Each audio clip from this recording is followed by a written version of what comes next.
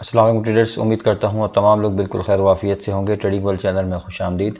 Traders, अगर आप new हैं इस चैनल पे तो आपसे मेरी रिक्वेस्ट होगी कि चैनल को सब्सक्राइब भी कर लें और उसके साथ साथ बेल का जो आइकन है उसको ज़रूर प्रेस करें ताकि आपको फॉरेक्स से रिलेटेड जितनी भी न्यूज़ हैं या अपडेट हैं वो आपको वक्त पर मिल सकें।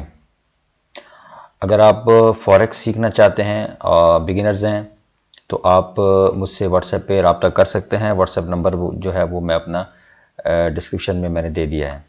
उसके साथ साथ अगर आप सिग्नल सर्विसेज चाहते हैं तो उस हवाले से भी जो हमारी सिग्नल सर्विस है वो तकरीबन 1 मंथ हो गया है। अक्टूबर से हमने स्टार्ट किया है तो आज वो है तकरीबन 1 महीना इसको हो गया है। तो अगर आप सिग्नल सर्विसेज चाहते हैं तो आप मुझसे कांटेक्ट कर सकते हैं।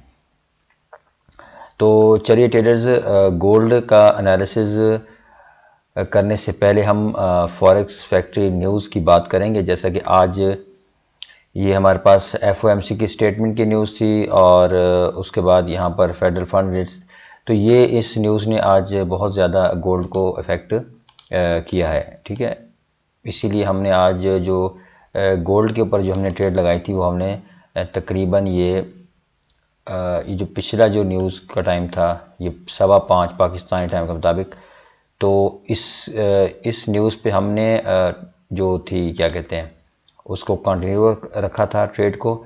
लेकिन इस न्यूज़ ये न्यूज़ है तो 11 बजे वाली है, इस पे हमने ट्रेड को एग्जीक्यूट नहीं किया, क्लोज़ कर दिया। ठीक है, क्योंकि यहाँ पर जो है क्लियर जो है वो डायरेक्शन नहीं थी। एक न्यूज़ का बताया गया था बल्कि 2 न्यूज़ जो है वो हिडन थी उनका जो फोरकास्ट थी। तो इसीलिए जब इस तरह की कंडीशन हो तो आपने जो हाई इम्पैक्ट न्यूज़ है इस पे ट्रेड नहीं करनी। अब हम बात कर लेते हैं कल की जो 3 नवंबर है, जुमेरात का दिन है। तो अगर यहाँ पर हम हाई इम्पैक्ट न्यूज़ की बात करें तो यहाँ पर एक तो CHF की न्यूज़ है और उसके बाद शाम 5 बजे जो है ये GBP की न्यूज़ हैं। तो ये काफ़ी हाई इम्पैक्ट न्यूज़ हैं GBP के हवाले से। जो पेयर हैं GBP के, GBP JPY, GBP USD और GBP शेफ वगैरह, तो इन पे आपने कोशिश करनी है कि 5 बजे से पहले अगर आपने ट्रेड एग्जीक्यूट की हुई है तो उसको आपने कैंसिल कर देना है।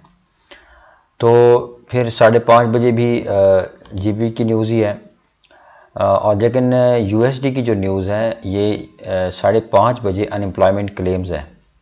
ठीक है, अनएम्प्लॉयमेंट क्लेम की न्यूज़ है और अगर यहाँ पर देखें तो प्रीवियस जो है ये 217K है और इसकी जो फोरकास्ट है वो 220K है। इसका मतलब ये हुआ कि यहाँ पर ये पहले 217 फिर 220, इसका मतलब ये कि इंक्रीज़ आया है। ठीक है, तो यहाँ पर ये जो न्यूज़ है ये फिर गोल्ड के लिए क्या हो सकती है, USD के लिए नेगेटिव हो सकती है क्योंकि अनएम्प्लॉयमेंट क्लेम्स है ना और यहाँ से इंक्रीज़ हो रहे हैं, अनएम्प्लॉयमेंट क्लेम्स इंक्रीज़ हो रहे हैं, तो इसका मतलब है ये USD के लिए एक नेगेटिव न्यूज़ हो सकती है। लेकिन फिर भी आपने कोशिश करनी है कि ये जो मीडियम इम्पैक्ट है इस पर भी आपने ट्रेड से अवॉइड करना है। और शाम 7 बजे फिर PMI की न्यूज़ है तो इसमें भी आपने ट्रेड से अवॉइड करना है, कोशिश करनी है। मीडियम इम्पैक्ट का तो इतना इशू नहीं होता, लेकिन ये जो 7 बजे वाली न्यूज़ है ये PMI की न्यूज़ है तो ये काफ़ी हद तक गोल्ड को इफेक्ट करती है। तो चलिए ट्रेडर्स, अब हम बात कर लेते हैं गोल्ड की।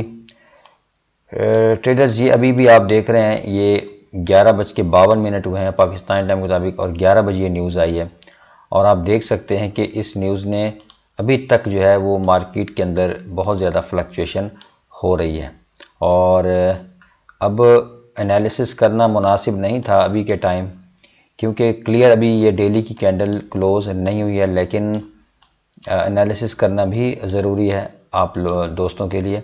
तो अच्छा, कल जो कैंडल के मुताबिक जो हमने एनालिसिस किया था वो हमारा बिल्कुल ठीक रहा है और आप देख सकते हैं उसमें मैंने यही कहा था कि जिस तरह की ये कैंडल है तो मार्केट जो है अपने इस जोन तक जाने के चांसेस हैं। तो और मार्केट जो है अपने 1665, 1664, 1665, 1666 इस एरिया तक मार्केट आई है।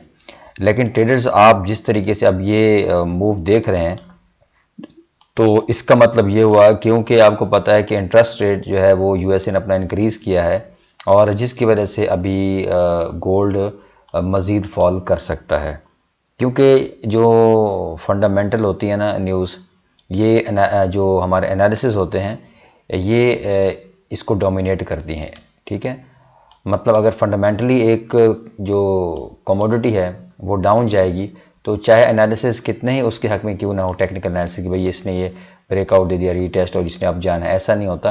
फंडामेंटल जब बात आ जाए तो फिर जो एनालिसिस है उसकी बिल्कुल नहीं चलती। तो एनी हाउ अभी कंडीशन मुझे नज़र आ रही है, जिस तरीके से यहाँ पर एक इम्पॉर्टेंट जोन था, एक इसके लिए एक रेजिस्टेंस जोन था, तो बिल्कुल हाई इम्पैक्ट न्यूज़ आई है और उसके यहाँ पर आई है तकरीबन 1664 जो एक रेजिस्टेंस जोन था। उसके बाद दोबारा मार्केट ने एक रिवर्सल लिया है, स्ट्रॉन्ग रिवर्सल लिया है, और ये डेली की कैंडल है।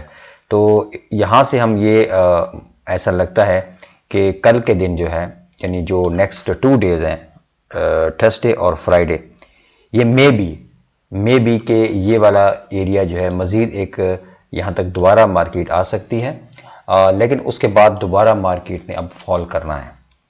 ठीक है, मार्केट ने अब दोबारा फॉल करना है। अब जो बाय के जो इसको चांसेस थे वो ये तकरीबन मेरे ख्याल में ख़त्म हो चुके हैं गोल्ड के, कि गोल्ड यहाँ से दोबारा बाय जाएगा और इस रेजिस्टेंस को ब्रेक करेगा।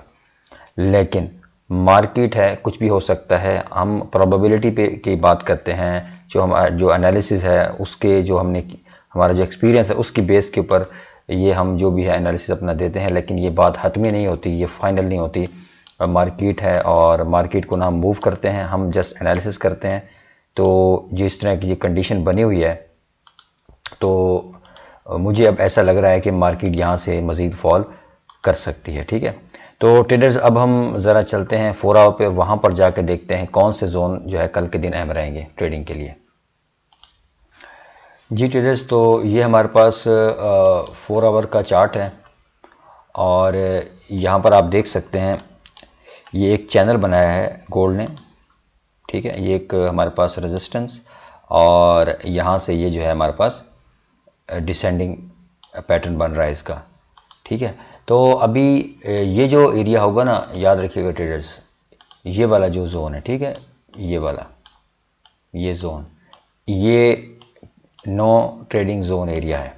ठीक है, इलाका गैर है, यानी इसमें आपने जो है वो बिल्कुल भी ट्रेड एग्जीक्यूट नहीं करनी इस एरिया में। जब तक इस जो पैटर्न है ना, ये जो चैनल आपको नज़र आ रहा है, इसमें आपने बिल्कुल ट्रेड एग्जीक्यूट नहीं करनी। उसकी वजह यह है कि यहाँ पे मार्केट यहाँ पर इस तरीके से चलने के बाद मार्केट यहाँ से ब्रेकआउट लेगी ऊपर की तरफ, और यहाँ से या फिर यहाँ से ब्रेकआउट लेके नीचे की तरफ जा सकती है।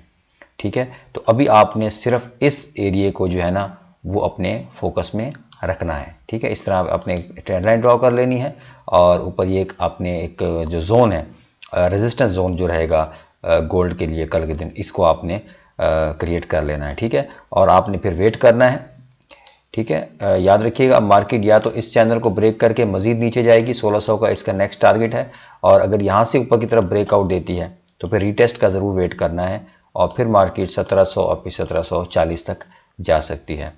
तो इसमें दोनों सिनारियो हैं। कल के दिन मार्केट यहाँ से फॉल भी कर सकती है, लेकिन चांसेस ज़्यादा यही हैं कि गोल्ड मज़ीद फॉल करेगा, क्योंकि आप देख रहे हैं इस कैंडल को, जिस तरीके से ये डेली की कैंडल बनी थी और इसी रेजिस्टेंस को इसने रिस्पेक्ट दी है और उसके बाद फ़ौरन मार्केट नीचे फॉल हुई है।